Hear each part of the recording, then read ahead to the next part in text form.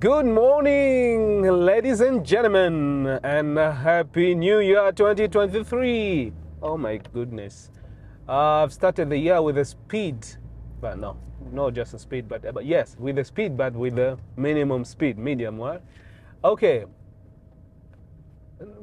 Imyaka myinshi ishize, ngewe n'abandi nkamwe twataye umwanya uhagije mu bijyanye no gukora cyane kugira ngo urebe ko ibingibi nibitarya ibindi bizarya.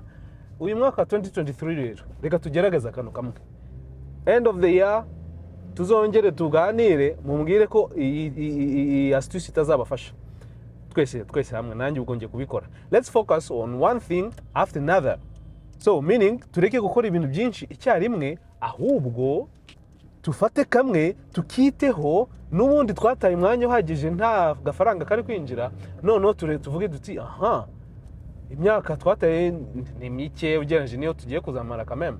Noneho tuvuge duti reka tugerageze aka kantu, n'ubundi mwaka umwe si igitangaza ugereranyije niyo twataye. Noneho tukore kamwe tukiteho. Let's focus on one thing, hanyuma tuzarebe next year cyangwa se mu mpera z'uyu mwaka niba hari icyo bizaba byatanze. Nibigira icyo bitanga, dear friends, let's do this all of the time kugeza isi irangiye, ntibizanarangira.